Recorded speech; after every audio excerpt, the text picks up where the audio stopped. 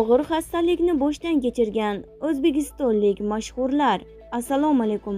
Kanalimizga xush kelibsiz, hurmatli tomoshabin.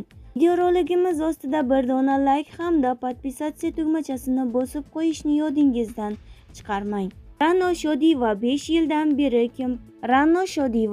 yildan beri kimyoterapiya orqali davolanayotgan va orada bir necha marta operatsiyani boshdan kechirgan aktrisa 2024-yil aprel oyida Turkiyada so'nggi jarrohlik amaliyotini o'tkazdi.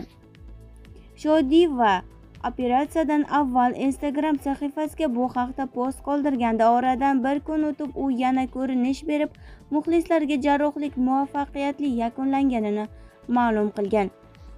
Jumatulla Rametov O'zbekistonda xizmat ko'rsatgan artist, teatr va kino san'atining yirik namoyandalaridan biri. Jumatulla Rametov 2021-yilda Alzheymer kasalligiga chalingan. U shifoxonada bir muddat muolaja olgan va shu sababdan juda ozib ketgan. Farzandlari dastlab otasi hazillashyapti deb o'ylagan, ammo uning xatti-harakatlari ularni hayratga solgan. Saida Rametova aktrisa turmush o'rtog'idan farqli o'laroq ko'krak saratoni kasalligiga chalingan. U Turkiyadagi tasvirga olish jarayonlarida chap tomoni og'riyotganidan shikoyat qilib shifokor huzuriga borgan. Ko'plab tekshiruvlardan keyin aktrisada ikkinchi bosqichdagi ko'krak saratoni aniqlangan.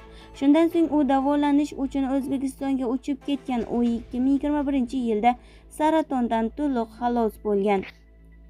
Feruza Normatova Men Dirman Jaloliddin serialida rol ijro etgan aktrisa Turkiyada paytida jigari qattiq xastalanganini bilib qolgan. Bunga ovqatdan zaharlanish sabab bo'lgani aytilgan. Unga qahva va energetik ichimlik ichish taqiqlangan.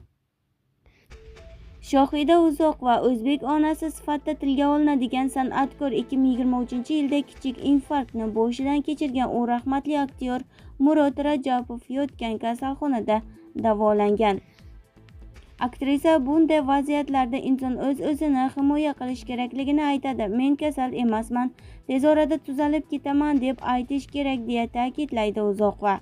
Yulduz Usmonova o'zbek san'ati primadonasi 2020-yilda ayni koronavirus vahimasi avj olgan vaqtda bronxial astmani boshdan kechirgan.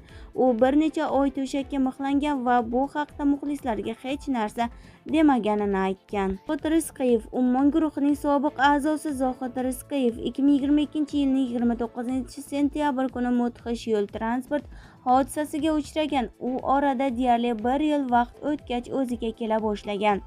Xonanda oyoqqa turgach o'zining tayyor klipini e'lon qilgan, ammo u hozirgacha yangi ijod namunalarini muxlislarga taqdim etmadi. Qo'shiqchi hali ham yura olmaydi, tomog'ida ham qattiq shikastlangan. Biz bilan qoling va kanalimizni kuzatib boring.